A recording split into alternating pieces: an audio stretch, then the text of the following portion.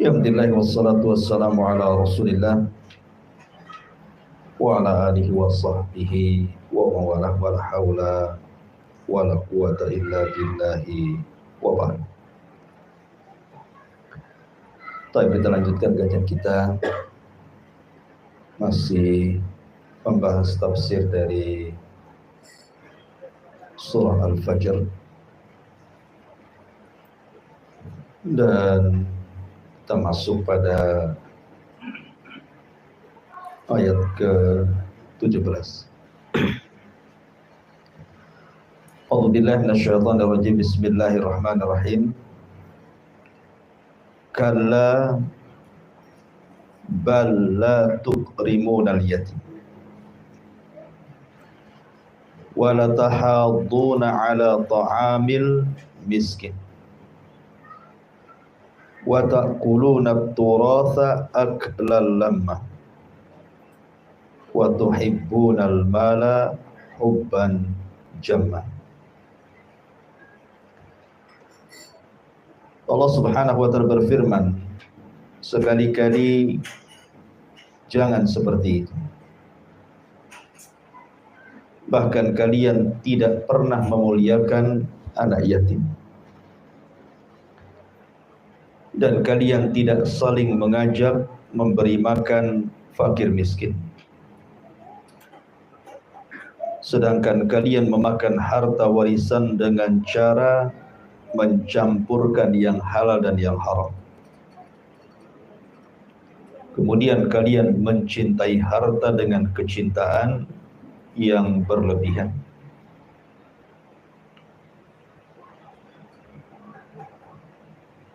Empat ayat ini masih menyinggung tentang sifat orang-orang jahiliyah. Jadi orang-orang jahiliyah,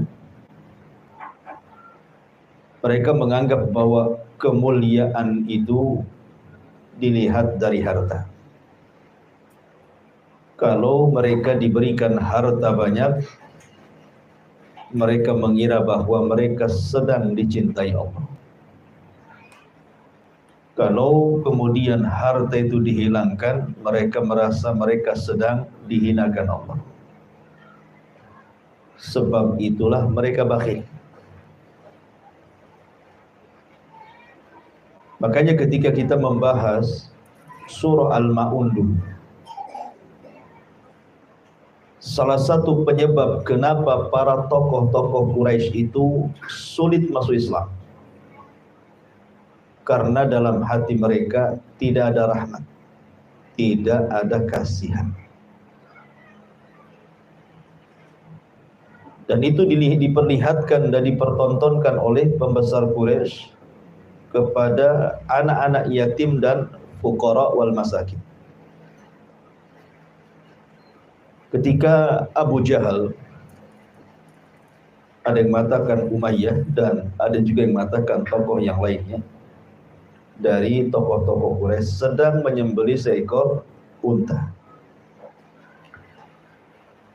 Kemudian datang anak yatim tidak menggunakan pakaian dan meminta sedikit dari daging unta ini. Tapi kemudian malah diambilnya tongkat dan didorongnya anak yatim sampai terjatuh, kemudian menangis dan lari ketakutan.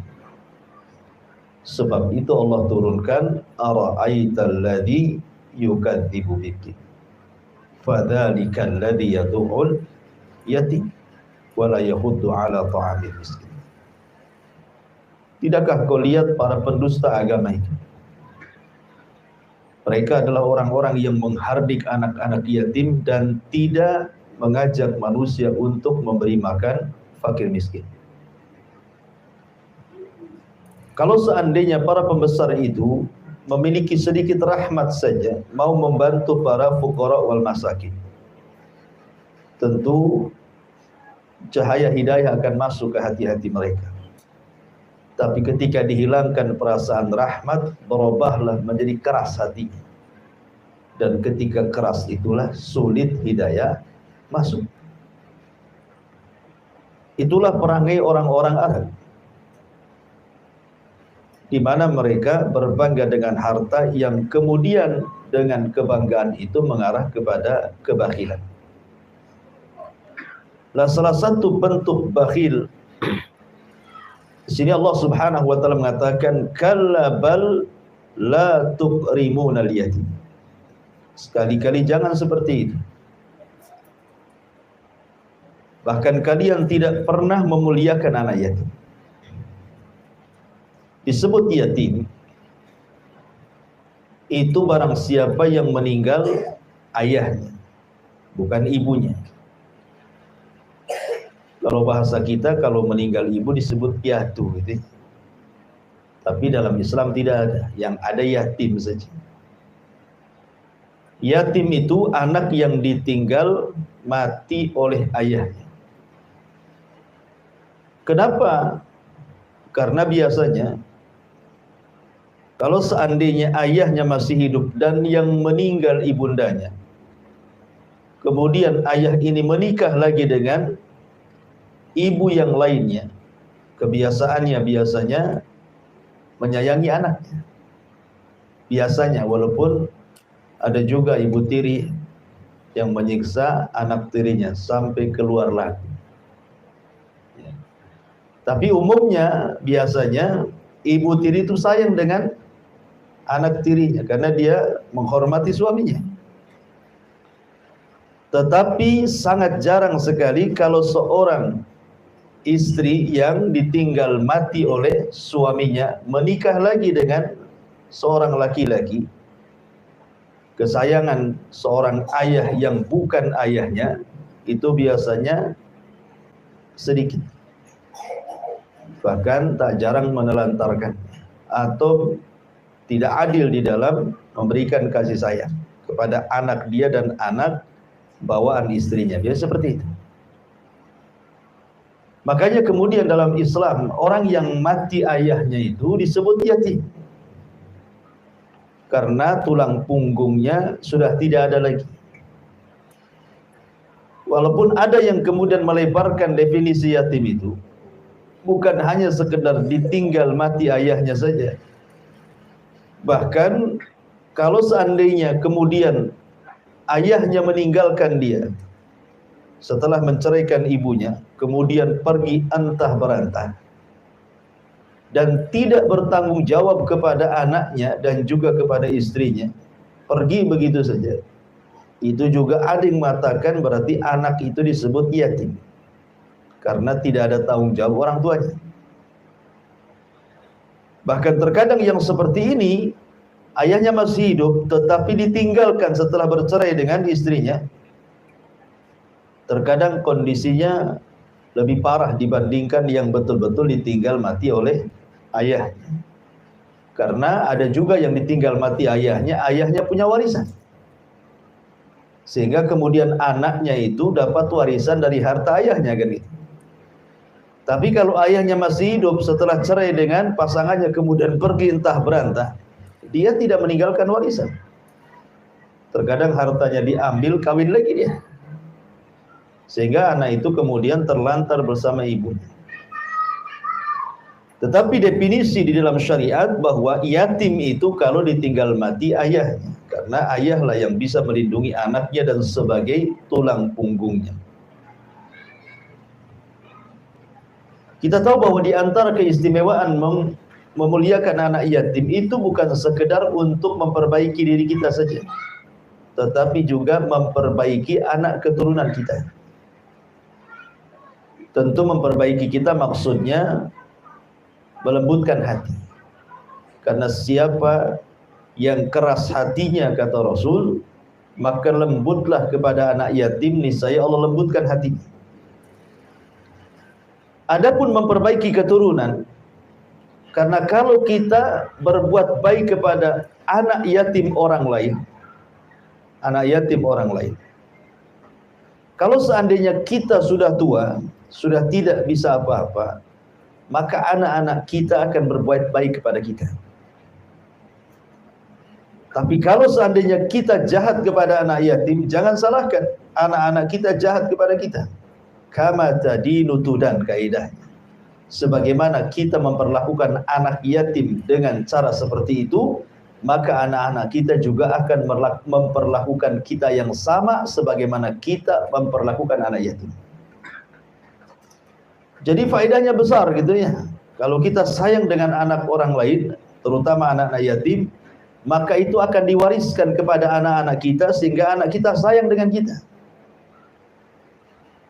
Bahkan kalau kita memuliakan anak-anak yatim itu sebenarnya kita sedang membuat masyarakat yang penyayang. Sebab kalau seandainya anak-anak yatim itu tidak ditolong, dibiarkan begitu saja, kemudian mereka menjadi jahat, kemudian dendam kepada orang-orang kaya, maka masyarakat akan rusak. Tapi kalau seandainya kita tampung mereka, kemudian kita tarbiyah mereka sehingga mereka menjadi orang yang baik, maka boleh jadi setelah mereka dewasa kemudian kaya, mereka pun akan berlaku hal yang sama, sehingga masyarakat ini akan jadi baik. Tapi kalau membiarkan, sama saja kemudian menciptakan kegaduhan di masyarakat. Makanya kenapa kemudian derajat memuliakan anak yatim itu mulia, sampai-sampai Nabi SAW itu mengatakan, ana wa kafilul yatim fil jannati kahataini. Aku dan para pengkafil anak yatim di sorga itu seperti ini. Ya. Kemudian wa asyara bis sababah, ini sababah, wal wusta, ini wusta namanya. Kemudian wa farraja bainahuma. Kemudian Nabi SAW merapatkan seperti ini. Ya, artinya aku dan para pengkafil anak yatim seperti ini di sorga. Kemudian dirapatkan, saking dekatnya. Apa maknanya? Kenapa para pengkafil anak yatim itu didekatkan dengan Nabi di sorga? Apa alasannya?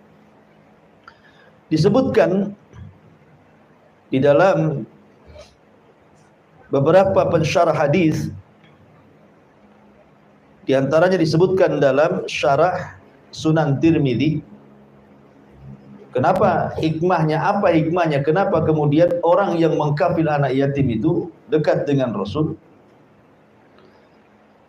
Dijelaskan di sini, la'allal hikmah fi kauni kafilil yatim yushbihu fi duhulil jannah, menyerupai masuk ke dalam surga, kemudian fil jannah bil qurbi minan nabi, ketika masuk ke dalam surga didekatkan dari Nabi sallallahu alaihi wasallam. Li kaunin Nabi sallallahu alaihi wasallam sya'nahu an yab'atha ila qaumin la ya'qiluna amra dinihim fayakunu kafilan lahum mualliman wa mursyidan. Karena Nabi sallallahu alaihi wasallam di antara tugasnya adalah saat diutus oleh Allah untuk menyampaikan risalah Allah kepada sebuah kaum, itu diutus kepada kaum yang tidak berakal. La ya'qiluna amra dinihim, tidak paham dengan perkara agama mereka. Maka dengan kemudian Nabi SAW mengajarkan agama dan mengarahkan manusia, menunjukkan Rasul mengkafil manusia. Dengan mengajarkan wahyu, mengarahkan kepada kebaikan, hakikatnya Rasul sedang mengkafil umatnya. Lah begitu juga para pengkafil anak yatim. Anak yatim ini kan belum balik, artinya belum berakal, belum paham tentang agama. Bahkan tidak paham juga tentang dunia.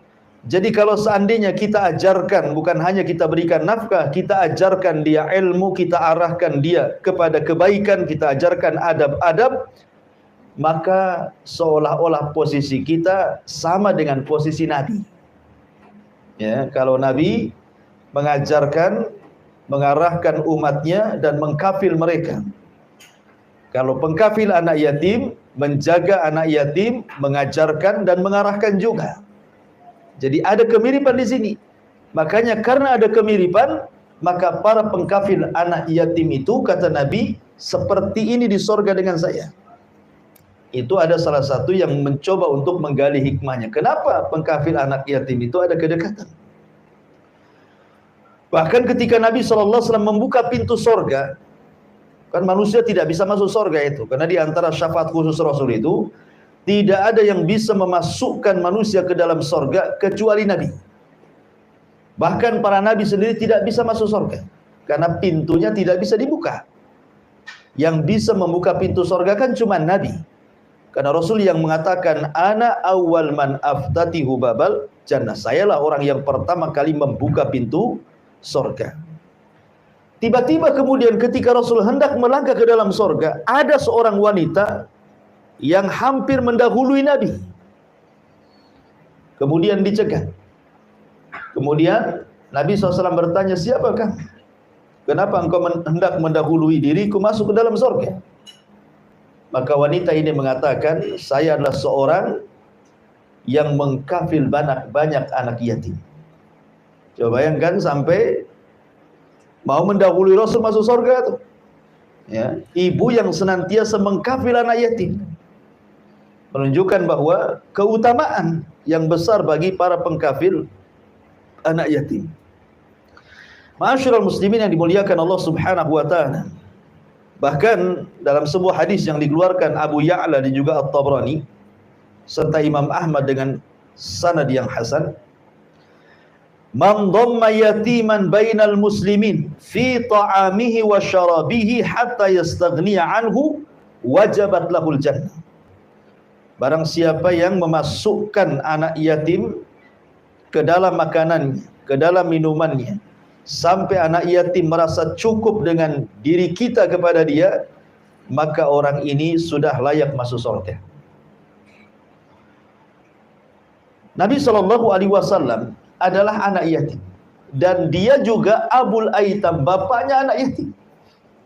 Allah katakan, wa wajadaka yatiman fa'awa.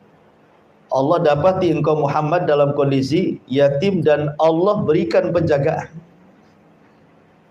Karena Nabi SAW pernah yatim, sehingga Nabi SAW melakukannya, menjadi pelakunya. Seperti dalam kisah ketika Nabi SAW menikahi salah satu istri beliau, namanya Ummu Salamah. Ummu Salamah itu ditinggal mati suaminya, dan dia punya anak-anak kecil. Sementara hidupnya Ummu Salamah dalam kondisi fakir. Anaknya banyak yatim. Ya. Nabi SAW meminang Ummu Salamah untuk menjadi bapa bagi anak-anaknya. Menunjukkan Rasul juga bukan hanya ngomong saja, pelaku juga dia kan. Dan mengajarkan beginilah cara pengkafil anak yatim. Tapi kalau antum tiap tahun memberikan amplop dalam sebuah acara kepada anak-anak yatim, bukan kafil yatim itu sedekah kepada anak yatim, bukan. Kan ada tuh kalau biasanya Ramadan ya, sibuk tuh biasanya perusahaan-perusahaan, ya, kemudian ormas-ormas gitu ya. Biasanya mereka ngadakan acara santunan anak yatim. Itu bukan kafil yatim nanti. Itu sedekah ke anak yatim. Maksud mengkafil itu betul-betul merawat setiap hari. Ima kita ambil, kita masukkan ke rumah kita, kemudian kita anggap dia anak kita sendiri, ya, kita hormati anak-anak yatim dengan memberikan fasilitas tempat tidur, makanan, minuman, pendidikan, akhlak, dan begitu seterusnya. Atau mungkin kita tidak memasukkan anak itu ke rumah kita, tapi kita datang kepada anak yatim, kita katakan sama ibunya, ini anak ibu, selama belum balik, saya yang tanggung kehidupan. Ya, saya kirim tiap bulan sekian untuk makan dia, untuk minum dia, untuk sekolah dia, sampai dia balik. Nah, itu namanya kafil yatim. Itu yang akan dekat dengan Rasul, ya, mengkafil anak yatim. Atau antum menjadi bapak mereka, seperti yang dilakukan Nabi SAW. Yang jomblo, yang belum kawin gitu ya, kemudian cari janda. Kasihan kali itu, anaknya masih kecil-kecil kan itu. Jadi terdorong rasa kasihan menikahi dia karena melihat anak-anak yang masih kecil dan suaminya sudah meninggal. datang ke janda itu, saya siap menjadi bapak bagi anak Anda dan suami yang baik bagi Anda. Ya. Ustadz yang sudah menikah gimana? Ya terserah antum, izinlah sama istri. Diizinkan, lanjut, tadi izinkan, ya lanjut juga, cuman nggak ngasih tahu. Ma'asyiral muslimin yang dimuliakan Allah Subhanahu wa taala, intinya bahwa di sini Allah Subhanahu wa taala menyindir orang-orang musyrik Arab itu, jangan seperti itu. Ya, tetapi tolonglah hargai anak-anak yatim. Kemudian juga sindiran yang kedua, wala tahadduna ala ta'amil miskin. Dan kalian tidak mendorong orang lain untuk memberi makan orang-orang miskin. Ada yang mengatakan tahaddun di sini artinya zakat. Jadi kita tidak mendorong manusia untuk mengeluarkan zakat kepada orang-orang miskin. Ada juga yang mengatakan tahaddun di sini artinya sedekah. Ya, sedekah umum, beda zakat dengan sedekah ya. Zakat kan lebih khusus, sedekah kan umum. Zakat itu kewajiban, sedekah itu kerelaan. Ya kan? Jadi ada juga yang mengatakan bahwa tahaddun ini artinya tidak menganjurkan sedekah kepada orang lain untuk membantu miskin. Tapi yang jelas bahwa ada di sekitar kita ini sudah tidak mau membantu orang miskin, tidak mengajak orang lain pula untuk membantu orang miskin. Dan ulama mengatakan mengajak manusia untuk membantu orang miskin jauh lebih afdal dibandingkan kita memberi makan orang miskin. Kenapa? Jadi kalau kita menganjurkan manusia, mengajak manusia banyak untuk menolong, umpamanya kita punya orang miskin, kemudian kita cari orang sebanyak-banyaknya untuk membantu dia, itu lebih afdal dibandingkan kita membantu dia. Tapi kalau bisa kemudian menggabungkan dua-duanya, lebih afdal lagi. Selain kita membantu dia, kita juga ajak orang untuk membantu dia, gitu maksudnya. Karena kalau kita hanya membantu dia, berapalah kemampuan kita membantu dia kan? Berapa kemampuan? Sekaya-kayanya orang pun ada bosannya membantu orang tuh. Ya. Tapi kalau seandainya kita arahkan manusia, kita cari 10-20 orang, tolonglah bantu dia. Kemudian masing-masing satu orang memberikan sekian juta kan, bisa saja kemudian mengangkat kefakirannya kan. Ya, makanya menganjurkan orang untuk membantu orang lain lebih afdal dibandingkan kita memberi makan sendiri. Karena ada orang-orang yang sama-sama miskin, saya miskin, sebelah juga miskin. Tapi ada orang-orang miskin itu yang punya izah, tidak mau dibantu orang, tapi dia ingin nolong orang. Ya. Orang miskin itu ada izan, tidak mau dia dikasih orang, tapi mau nolong orang, tapi tidak bisa nolong orang. Lah cara satu-satunya adalah dengan cara ngajak orang nolong, gitu maksudnya ya. Tolonglah itu tetangga saya susah, ya. Tetangga saya susah. Jangan pula antum ngomong saya juga susah sebenarnya. Itu riya namanya. Jadi maksudnya kita hanya ingin nolong tetangga kita saja. Ya boleh jadi kemudian dari situ kecipratan kan tak tahu juga. Tapi yang jelas bahwa mendorong manusia yang banyak menolong orang miskin itu lebih afdal utama dibandingkan kita memberi makan sendiri fakir miskin. Karena kemampuan kan kita terbatas. Tapi kalau antum bisa menggabungkan, kita bisa memberi, ngajak orang juga memberi, maka itu lebih baik. Dan mengayakan satu miskin itu lebih baik dibandingkan memberikan sedekah kepada banyak orang miskin yang tidak pernah kaya dan tetap miskin. Umpamanya di sini orang miskin 100 orang. Kalau kita bantu mereka, umpamanya uang 10 juta itu ya dapat sedikit-sedikit kan, tetap saja miskin mereka. Ya. Tapi kalau kita kemudian mengentaskan satu persatu, ya yang lain yang miskin tenang dulu, yang ini dulu kita bantu satu orang atau 3 orang dulu lah. 10 juta bagi 3 juta setengahan umpamanya kan, bisa untuk modal jual gorengan, jual es, jual apa gitu kan. Akhirnya mungkin di antara orang-orang miskin yang kemudian diberikan modal akhirnya jadi kaya gitu kan. Maka itulah mengentaskan kemiskinan banyak. Tapi kalau membantu banyak orang miskin dengan uang 10 juta, kemudian dapatnya 50 ribuan, dapat apa kan? Modal aja dah cukup kan? Ya, makanya mengentaskan 1-2 orang miskin lebih afdal dibandingkan membantu banyak orang miskin tapi tidak dientaskan dari kemiskinan. Makanya di sini Allah mengatakan wala tahudduna ala ta'amil miskin. Orang-orang Arab jahiliyah, orang-orang para pembesar Arab itu, mereka tidak mau menganjurkan manusia untuk membantu fakir miskin. Makanya di zaman dulu bagi mereka miskin itu sebuah kehinaan. Jadi mereka orang-orang jahiliyah memandang orang miskin itu orang hina, gitu ya. Dan memandang orang kaya itu orang mulia. Makanya kemudian mereka tidak mau dekat-dekat dengan orang-orang miskin.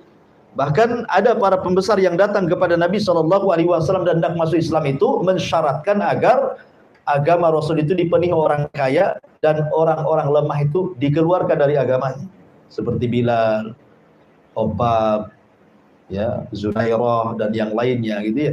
Disuruh dikeluarkan dari agama Rasul biar orang-orang musyrik kaya yang bergabung. Tapi Allah Subhanahu wa taala turunkan ayat. Ya, jangan kau usir orang-orang yang lemah yang setiap pagi dan petang mereka senantiasa berzikir kepada Allah Subhanahu wa taala.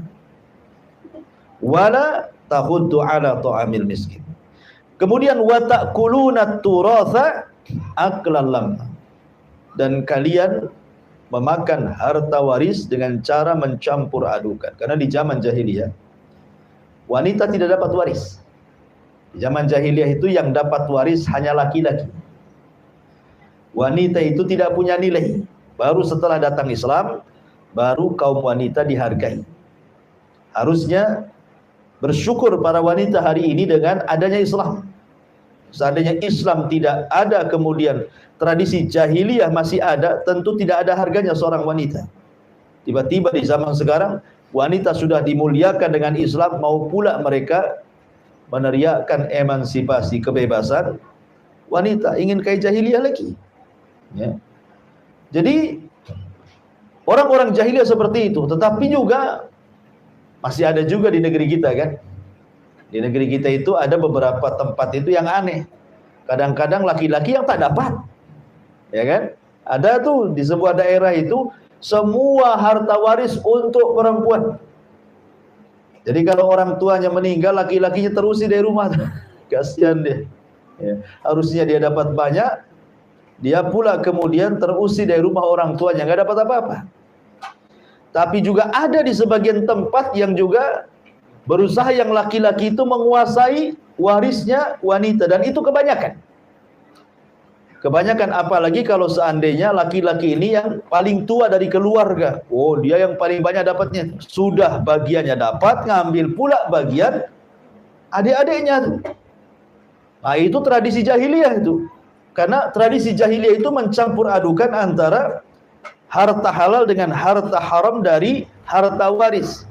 Yang harusnya dibagi secara syar'i, dia tidak membagi secara syar'i, artinya dia memakan hak orang lain kan? Itulah maksudnya memakan harta waris secara haram, karena tidak diberikan kepada yang punya haknya, sehingga dia memakan dengan cara haram. Ya. Hakikatnya mencuri harta orang, dimakan dia. Dan dia tidak tahu, boleh jadi yang dicuri itu hartanya orang miskin. Kan mungkin dia tahu kan kondisi saudara dia kan, satu kandung, bagaimana ekonominya.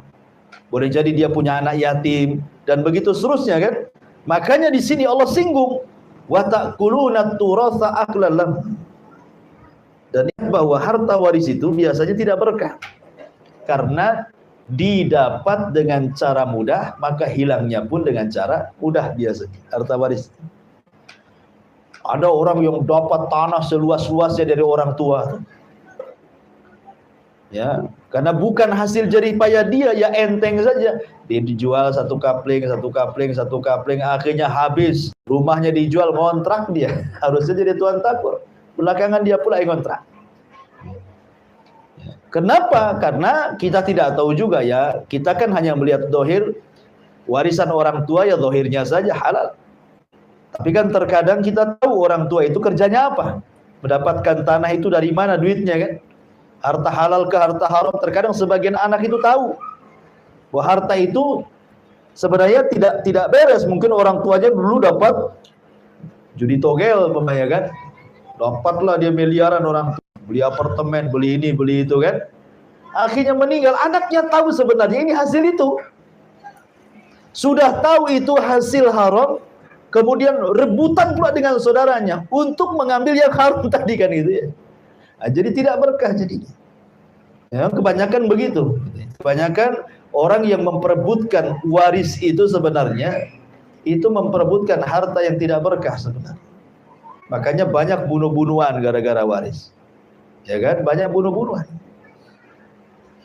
Kecuali kalau kita tahu orang tua kita ini orang baik, mencari harta juga dengan cara halal gitu ya. Kita paham lah ini harta halal semua.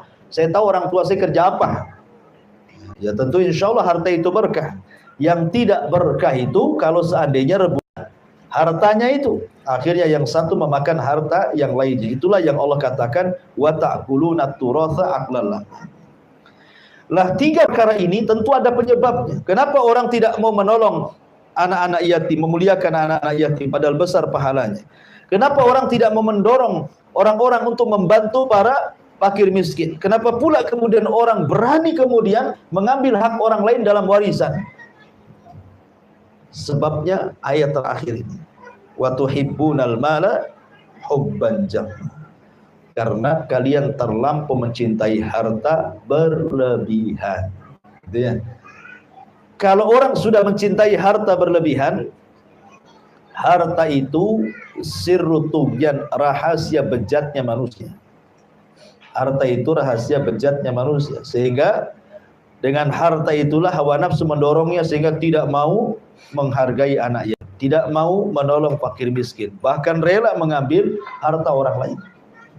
Kekayaan itu adalah sirru tughyan. Saya akan contohkan. Nabi SAW mengisahkan kisah tentang 3 orang Bani Israel. Kisah ini terdapat dalam kitab Riyadhus Shalihin. Ma'ruf kisahnya. Jadi ada 3 orang yang Allah Subhanahu wa taala berikan ujian. Yang satu Allah berikan ujian berupa kepalanya penuh dengan penyakit dan tidak tumbuh rambut, sehingga orang jijik melihat bahkan tidak mau mendekati. Sudah miskin, diuji seperti itu, makin merana, gitu ya. Kemudian yang kedua, orang kedua ini diuji semua badannya, kulitnya penuh dengan penyakit, penuh dengan borok pun macam-macam lah. Orang pun menjauhi. Sudah miskin, diberikan penyakit seperti itu. Dan orang ketiga orang buta. Akhirnya Allah Subhanahu wa taala hendak menguji mereka. Ingat bahwa ujian itu juga bukan berlaku kepada kemiskinan saja. Kaya pun ujian dari Allah, ya kan? Wa nabluukum bisyarri wal khairi fitnah. Kami akan uji dengan kebaikan dan dengan keburukan sebagai fitnah bagi manusia.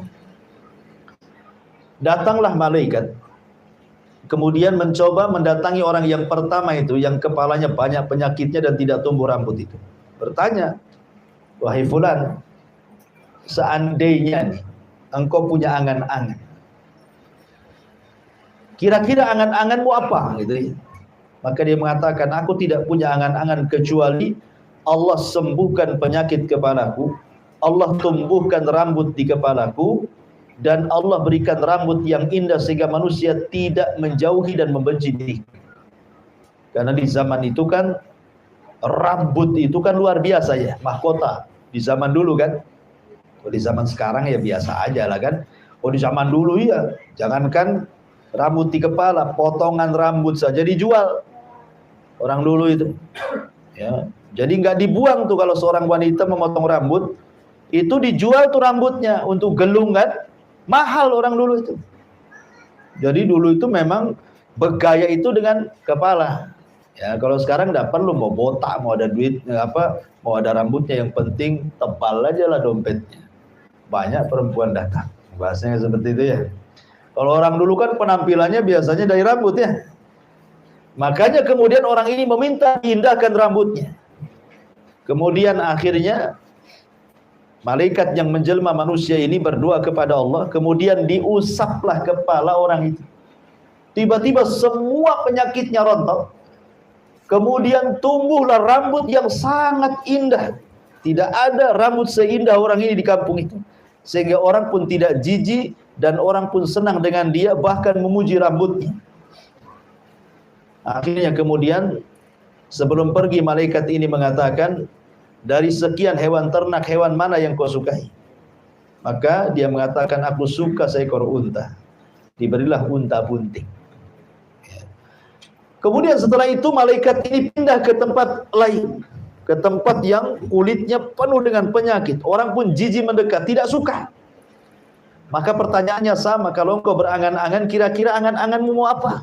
Maka orang ini mengatakan, aku ingin disembuhkan semua penyakit kulitku, dan Allah berikan kulit yang halus, yang indah, sehingga manusia suka dan tidak menjauh dari itu. Akhirnya malaikat ini mengusap semua badannya sembuh, dan dia pun memiliki kulit yang luar biasa. Dan orang pun suka dengan dia. Kemudian ditanya soal hewan ternak, dia memilih sapi. Maka dikasihlah sapi bunting. Kemudian yang buta juga sama pertanyaannya. Akhirnya diusap matanya, melek. Kemudian ditanya hewan ternak apa yang dia sukai, dia suka kambing, maka dikasih kambing bunting. Habis itu malaikat meninggalkan 3 orang ini. Rupanya unta bunting ini akhirnya melahirkan 2 unta yang berpasang-pasangan. Kemudian anaknya yang berpasangan besar, kemudian melahirkan unta lagi. Akhirnya tanpa sadar, dari 1 unta bunting menjadi 1 lembah unta. Kaya dia dengan untanya. Orang yang kedua juga sama. Ketika sapinya melahirkan, kemudian anak-anaknya melahirkan lagi sampai dia punya peternakan sapi 1 lembah. Termasuk orang buta juga sama. Kambingnya berkembang biak sampai kambingnya 1 lembah. Disinilah Allah Subhanahu wa Ta'ala hendak menguji. Yang tadinya Allah uji mereka dengan keburukan, sekarang Allah uji dengan kebaikan. Karena ujian itu 2 ya. Keburukan ujian, kebaikan juga ujian. Mereka sudah baik itu. Mereka sudah sehat, ganteng, indah, disukai orang, punya kekayaan, apalagi yang diindaki. Maka Allah utus malaikat yang sama, cuman ketika mendatangi orang itu, malaikat menjelma seperti orang yang ketika orang itu sedang fakir-fakirnya. Kepalanya masih penyakitan, masih botak. Jadi malaikat itu menjelma orang botak yang banyak penyakit di kepalanya. Supaya diingatkan gitu maksudnya. Kalau orang berpikirkan, iya dulu juga saya seperti kamu. Nah gitu ya. Maksudnya begitu malaikat menjelma itu. Tapi rupanya orang ini kufur nikmat. Didatangi malaikat untuk diingatkan nikmat dia yang dulu lupa dia. Seolah-olah tidak pernah kepalanya disembuhkan oleh Allah Azza wa Jalla. Ketika kemudian malaikat ini mengatakan, saya orang miskin, orang fakir, butuh makan, bisa enggak kau kasih 1 ekor unta saja? Kemudian dia mengatakan, enak saja, ini unta warisan dari orang tuaku. Kufur nikmat dia, tidak menasabkan kepada Allah. Ini dibilang warisan katanya. Ya. Dia kufur nikmat. Akhirnya kemudian malaikat ini mengatakan, tahukah kamu siapa saya? Sesungguhnya saya malaikat yang dulu pernah turun kepadamu. Karena engkau kufur nikmat, maka kau akan dicabut oleh Allah nikmat. Akhirnya selang beberapa waktu, kemudian untanya mati semua, dan dia pun penyakitnya dibalikkan lagi, sehingga orang-orang benci lagi kepada dia. Kufur nikmat, ya kan? Lah orang yang kedua juga sama seperti itu, menasabkan nikmat bukan kepada Allah dan tidak pernah dia merasa disembuhkan Allah. Kufur-kufurnya nikmat. Akhirnya Allah kembalikan lagi penyakitnya, Allah semua matikan sapinya. Miskin lagi, kulitnya penuh dengan borok lagi. Orang tidak suka mendekati dia. Hanya orang yang ketiga, orang buta itu. Orang buta ini bersyukur. Ketika malaikat ini datang pura-pura jadi orang buta, maka orang buta ini terkenang dulu waktu dia buta. Sehingga ketika malaikat ini mengatakan, bisakah kau mintakan 1 kambingmu saja untuk diriku? Kata orang buta yang sudah sembuh, jangankan 1 kambing, 1 lembah kambing saya kasihkan kamu. Dengan penglihatanku saya bersyukur dibandingkan 1 lembah kambing itu. Maka malaikat ini mengatakan, tidak, sungguhnya saya malaikat, saya diutus Allah untuk mengujimu dan kau telah lulus ujian. Akhirnya dia tetap melihat dan kambingnya semakin banyak. Begitulah la in syakartum la azidannakum wa la in kafartum inna adzabi lasyadid. Kalau engkau kufur maka telah siap-siap azab Allah yang pedih, tapi kalau engkau syukur la azidannakum, kami akan tambah nikmat kalian. Kembali bahwa wa tuhibbunal mala wa tuhibbunal mala. Di sini ada kalimat al-mal. Dalam bahasa Arab harta ini disebut malun. Dalam bahasa Arab harta itu disebut malun. Malun itu diambil dari fiil mala yamilu mail. Artinya kecondongan. Kenapa harta disebut mal? Karena jiwa itu condong untuk memilikinya. Dan jiwa itu condong kepada para pemilik harta. Jadi jiwa condong untuk mengambilnya, dan jiwa juga condong kepada para pemilik harta. Kan begitu ya? Kalau antum melihat tetangga, rumahnya bagus, cantik, kemudian punya mobil cantik gitu ya, kebunnya banyak, kos-kosannya banyak, terkadang kita berangan-angan kapan saya seperti dia, seolah-olah ingin memilikinya. Ya, karena harta itu disebut mal. Ya. Ataupun condong kepada para pemilik harta. Apabila para pemilik harta sudah ngomong, pendapatnya paling didengar. Ya kan? Kalau orang yang punya pemilik harta sudah bicara, paling didengar dia. Pemanya di masjid mengadakan rapat antara Pak Imam, kepala yayasan, dan para penyumbang. Dibuka rapat hari ini. Kemudian kata Pak Imam, sebaiknya begini. Kenapa begitu? Karena ada dalilnya, Quran, Sunnah, bla bla bla bla. Gitu. Dibantah sama muhsinin. Oh, enggak bisa. Kalau nggak ikut saya, berhenti saya sumbangan. Akhirnya apa? Akhirnya Pak Imamnya dipecat. La ilaha illallah. Coba. Pak Imam yang dipecat. Alasannya Pak Imam kan bisa dicari. Tapi yang nyumbang susah nyari. Kan gitu ya. Biasanya alasannya seperti itu. Karena memang harta itu disebut harta mal. Orang cenderung gitu ya. Ya, mal itu, makanya kenapa Imam Syafi'i rahimahullah ta'ala mengatakan, ra'aitun nas qad malu ala man indahu malun wa ma la indahu malun fannasu anhu qad malu. Kata Imam Syafi'i rahimahullah ta'ala, ra'aitun nas qad malu, aku melihat manusia sungguh malu. Ya, malu, mereka sangat ingin mendekati pemilik harta, condong kepada para pemilik harta itu. Tetapi wa ma la indahu malun, tetapi kepada orang yang tidak punya harta sama sekali, fannasu anhu qad malu, maka manusia pun berpaling dari dia. Contoh sederhananya ya, sering saya contohkan kepada antum. Kalau antum punya anak perempuan, ya, ada dua laki-laki yang melamar anak antum. Satu santri Jabal Uhud, hafal Quran, tapi miskin, tinggalnya di Ruli. Satu dokter spesialis, gajinya 1 bulan 1 miliar. Kira-kira antum jodohkan ke yang mana nih? Ini dokter ganteng, udah ganteng, kaya, gajinya banyak. Ini santri dah hitam, kriwel, tapi hafal Quran. Tinggal di Ruli pula. Ya, pasti karena harta itu disebut mala yamilu. Ya kan? Mala yamilu artinya kecondongan kepada pemilik harta kan? Ya dia mikirlah, ya sudahlah, yang santri Jabal Uhud nanti aja lah ya. Mudah-mudahan nanti ada lagi adiknya katanya. Ini yang ini dulu lah, dan itu ya. Termasuk anaknya didoktrin seperti itu juga. Jadi para penghafal Quran, walaupun dia hafal Quran, ahli agama, ya nggak dilihat lah. Ya, karena harta itu dari mala yamilu tadi.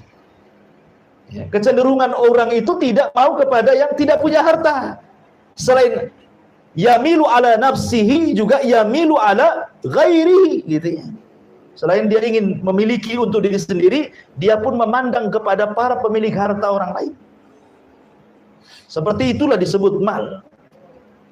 Makanya di sini Allah mengatakan wa tuhibbunal mal, kalau orang terlampau cinta yang memalingkan harta dimasukkan ke dalam hati kita, hubban jamma, jadilah manusia-manusia yang tidak pernah memuliakan anak yatim, tidak pernah membantu fakir miskin, dan mereka rela untuk mengambil hak orang lain. Karena biasanya orang yang terlampau cinta dengan harta maka melahirkan sifat-sifat bakhil. Namanya cinta dengan harta, hilang sedikit saja ditotal sama dia. Ya, ada orang-orang itu yang pelit, bukan hanya pelit kepada orang lain, pelit kepada dirinya. Uangnya banyak di ATM, tapi penampilannya kayak orang nggak punya uang. Ada orang kayak gitu, makanya biasa saja. Padahal dia bisa beli pakaian bagus, gitu ya. Penampilannya agak bagus lah, punya uang, kan nggak apa-apa. Tahadus bin nikmah kan? Tahadus bin nikmah itu tidak ada masalah. Antum punya uang, beli sendal bagus, ya. Beli jam tangan bagus gitu, beli pakaian bagus, beli mobil bagus, tidak ada masalah. Itu namanya tahadus bin nikmah. Allah mengatakan, fa bi ni'mati rabbika fahadits. Kita disuruh menampakkan nikmat Allah kan. Jadi tidak ada masalah. Yang tidak boleh itu kalau tujuan kita membeli sandal, membeli baju, membeli tas, membeli jam, membeli handphone dalam rangka merendahkan orang lain, itulah letak kibernya di situ, sombongnya. Letak sombongnya itu bukan di pakaiannya, bukan di jamnya, bukan di handphonenya, tapi di hati dia. Tujuan membelinya itu untuk merendahkan dan menyakiti orang fuqara wal masakin, itu maksudnya. Tapi kalau hanya untuk dia, ini uang-uang saya mau beli ini, terserah saya lah. Saya nggak ada maksud yang lain kok. Bahkan kalau seandainya dia beli mobil bagus kemudian untuk menolong orang kan lebih baik lagi gitu ya. Tapi tidak juga orang seperti itu. Sudah bakhil kepada orang lain, bakhil kepada dirinya, hartanya ditumpuk-tumpukan di ATM, akhirnya tidak sadar datang kematian. Nah, untuk apa harta di ATM itu jadinya? Masa disimpan sampai dia mati saja kan? Nggak ada gunanya jadinya. Karena sesungguhnya harta itu kembali ke pemilik harta, ikhwan, di akhirat itu. Makanya ada istilah man asha ala syai'in mata ala syai'in, wa man mata ala syai'in bu'itsa ala syai'in, katanya. Ada istilah seperti itu. Siapa yang hidup kemudian melakukan kebiasaan tertentu, maka mati pun dia akan sama dengan kebiasaannya. Kalau mati sama dengan kebiasaannya, dibangkitkan pun sama seperti kebiasaannya. Kalau seandainya dia hidup bakhil gitu kan, tidak mau membantu fakir miskin, maka saat matinya juga sama seperti itu. Dibangkitkannya pun sama seperti itu. Bahkan jadi beban harta itu, karena pertanyaannya dua masalahnya harta itu kan. Makanya ada istilah, Nabi SAW pernah mengatakan, orang-orang miskin lebih dulu masuk surga dibandingkan orang kaya, jaraknya setengah hari kehidupan akhirat. Kata orang kaya, nggak apa-apa kan setengah hari, sebentar. Setengah hari akhirat beda dengan setengah hari dunia. Setengah hari akhirat itu sama dengan 500 tahun, karena satu harinya sama dengan 1000 tahun. Jadi nunggu 500 tahun masuk surga orang kaya itu. Ya, setengah harinya akhirat itu sama dengan 500 tahun. Kenapa ya tadi? Karena soalannya banyak. Min aina iktasabahu wa fima anfaqahu, dari mana dan kemana. Itu yang dua itu, dari mana kemana. Kan repot tuh. Ya. Pertama, dari mana? Maksudnya kamu dapat harta itu halal atau haram? Itu ditanya juga gitu. Kemudian kemana? Ditanya lagi. Oke lah, dia mengatakan saya cari harta halal. Tapi dibelanjakan kemana? Ke haram atau ke halal? Makanya sering saya katakan ada 4 kelompok tentang masalah harta kan. Pertama, ada yang mencarinya halal, kemudian diinfakkan ke yang halal, maka inilah sebaik-baik manusia. Kemudian yang kedua, carinya halal, tapi diinfakkan ke yang haram, maka dia akan tetap ditanya, bukan dari mana, ditanyanya, tapi kemana kau belanjakan. Nah, itu soal yang harus dijawab. Ya. Kemudian yang ketiga, dia mencarinya dengan cara haram, tapi diinfakkannya ke yang halal. Maling untuk bangun masjid, merampok untuk pergi haji, kan bagus tuh. Korupsi untuk bantu fakir miskin, bagus. Ya seperti itu gitu. Ada juga yang maling ini berdalil dia nyuri uang 2 dirham. Kemudian dikatakan sama kawannya, mencuri itu tidak boleh. Kemudian yang mencuri dari dia mengatakan, tidak, aku sudah infakkan 1 dirham. Yang 1 dirham ini saya makan. Kenapa saya infakkan? Karena Nabi yang mengatakan, kalau orang infak itu berarti akan dilipat gandakan berapa? 7 kali lipat? 700 kali lipat pahala katanya.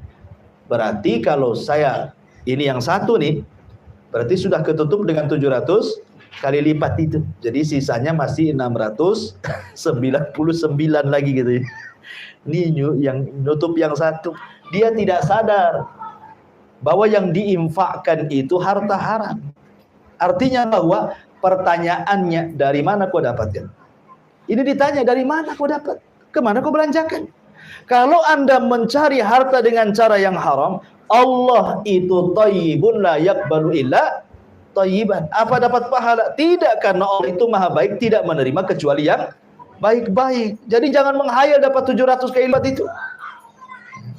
Itu yang dari harta baik dapat 700 kali lipat. Kalau dari harta haram, ya Allah tidak akan menerima, karena Allah baik, tidak menerima kecuali yang baik.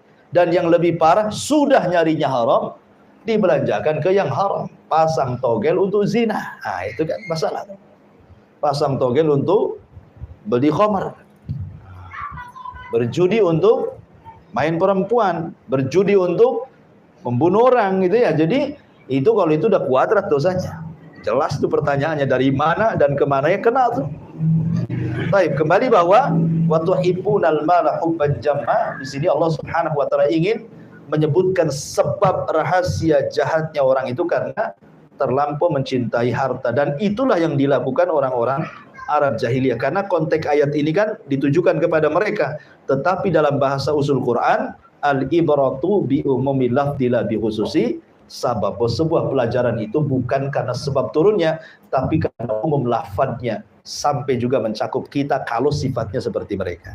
Wallahu a'lam bishawab. Ini 4 ayat dulu, silahkan kalau ada yang bertanya. Tafadhol. Ya. Jadi kalau ada seorang anak saja yang ditinggal tinggal pergi sama bapaknya, Oke. apakah anak itu menjadi kewajiban dari pamannya atau kakeknya dari pihak bapaknya, dan apakah si pamannya atau kakeknya itu berdosa jika tidak menafkahi si anak tadi? Tapi si paman sama kakeknya tadi udah nasihatin bapaknya untuk menafkahi si anak tadi. Maksudnya ini peristiwanya bercerai gitu, itu gimana? Ya, ya. Suami istri bercerai, kemudian anak bapaknya pergi entah kemana. Akhirnya istri dan anaknya terlantar. Kewajiban siapa ini? Gitu pertanyaan antum kan? Ya sudah, alhamdulillah. Ya kembali bahwa kalau seorang wanita tidak punya suami, maka dia kembali ke keluarganya. Kembali ke keluarganya. Ya, artinya saudara-saudaranya harus menolong dia kalau dia tidak punya suami. Tapi kalau sudah punya suami, berarti tanggungan suami. Apalagi dia susah, kan ada suami. Tapi kalau sudah tidak ada suaminya, berarti kewajibannya kembali kepada orang tuanya. Jadi anak wanita itu harus kembali kepada orang tuanya kalau masih ada orang tuanya. Kalau enggak, ya ikut pamannya. Dan kalau seandainya saudara-saudara laki-lakinya yang sekandung itu Allah berikan nikmat banyak, maka dia beri nafkah kepada saudaranya. Memberikan nafkah kepada mereka jauh lebih afdal dibandingkan membantu fuqara wal masakin. Karena mereka, antum dapat 2 perkara. Kalau membantu mereka, 1 membantu pahala sedekah, 1 pahala silaturahim, menyambung silah. Ya dapat silah dan dapat pahala sedekah. Tapi kalau membantu fakir miskin, ya dapat pahala sedekah saja, tapi tidak dapat pahala silah. Ya, wallahu a'lam. Batas mengkapi yatim tadi, apakah sampai dia balik atau sampai dia mandiri? Sampai balik. Karena Nabi SAW mengatakan la aitama ba'dal bu. Tidak disebut anak yatim lagi kalau sudah balik. Berarti nanti titelnya bukan yatim, tapi bisa miskin, bisa fakir, kan itu ya. Jadi kalau antum ingin mengkafir anak yatim, itulah batasan syariat. Sebenarnya tidak lama. Kalau anak perempuan kan 9 tahun sudah balik. Kalau anak laki-laki 15 tahun sudah balik, kan gitu ya. Berarti kalau sudah 9 tahun anak perempuan, 15 tahun anak laki-laki, berarti antum sudah dapat pahala kafir. Kalau antum mau menambah lagi, berarti antum menambah pahala kafil menjadi pahala membantu fakir miskin, berubah. Ya. Dan tentu pahalanya berbeda karena ada hadis Nabi SAW tentang masalah ini. Kata Nabi SAW, as-sa'i ala al-armalati wal miskin kal mujahid fi sabilillah. Wa kal qa'imil ladzi la yaftur wa qas-sha'imil ladzi la yaftur. Apa kata Rasul? Orang yang menolong hamba-hamba dari kalangan janda-janda miskin ataupun orang-orang miskin maka kedudukannya sama dengan orang yang berjihad di jalan Allah dan sama dengan orang yang sholat malam tidak pernah futur dan orang yang berpuasa tidak pernah berbuka. Bayangkan, membantu janda yang miskin gitu ya, ataupun orang miskin kata Rasulullah itu sama kedudukannya dengan mujahid, sama kedudukannya dengan orang yang sholat malam setiap malam dan tidak berhenti, sama kedudukan dengan orang yang berpuasa sunnah tidak pernah berbuka. Luar biasa tuh pahalanya ya, membantu orang miskin itu. Jadi itu pahalanya sudah beda lagi dari pahala mengkafil menjadi pahala mujahid, seperti orang sholat malam, seperti orang yang berpuasa. Jadi double pahalanya dia kalau mau meneruskan terus mengkafilnya. Wallahu a'lam.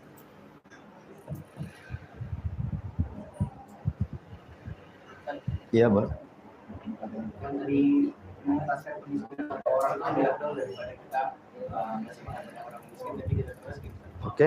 Nah itu mengentaskan itu sama kayak diri sendiri atau batasannya seperti Ya alhamdulillah, yang mengentaskan fakir miskin. Maksudnya kalau kita, contoh mamanya zakat.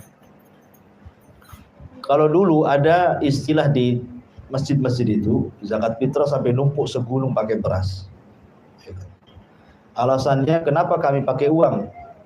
Karena kalau pakai beras Ustaz, ini tidak cukup bagi-bagi orang miskin. Berasnya masih banyak, waktunya sudah habis. Katanya. Iyalah kalau setiap fakir miskin dikasih 3 kilo. Coba setiap saat, umpamanya di sini ada 10 fakir miskin, satu orang kasih 1 kintal. Atau 1 ton satu orang. Kan lama dia miskinnya. Ya kan? Artinya dia nggak minta-minta lagi dengan beras itu kan. Dia kan makan aja nggak akan minta-minta lagi. Jadi jangan berpikir gimana kasih. Umpamanya oke lah untuk zakat fitrah tahun ini kita lihat yang paling orang 10 di sini. Mungkin kayaknya yang satu ini 3 kilo, ini 1 ton umpamanya kan. Biar yang ini dikayakan dulu. Mungkin dengan 1 ton jadi juragan beras kan. Dijual lagi berasnya, jadilah juragan beras dia. Kaya nanti tahun depan besok lagi. Karena kalau seandainya kemudian kita bagi rata dan orang miskin tetap miskin, sampai kapan ya orang miskin ini lahiran miskin lagi anaknya, nanti lahiran lagi miskin lagi cucunya, makin bahkan itu ya. Tapi kalau dientaskan satu, ya anaknya jadi kaya nanti, sekolahkan tinggi-tinggi. Nah, jadi ya ini kan bahasanya kan istiadat para ulama seperti itu. Bagaimanapun mengentaskan orang miskin itu 1-2 lebih afdol dibandingkan sama sekali tidak mengentaskan satu miskin pun walaupun menolong. Itu maksudnya. Wallahu a'lam. Baik, saya kira cukup. Subhanakallah bihamdika asyhadu an la ilaha illa anta astaghfiruka wa atubu ilaik. Allahu ta'ala. Assalamualaikum warahmatullahi wabarakatuh.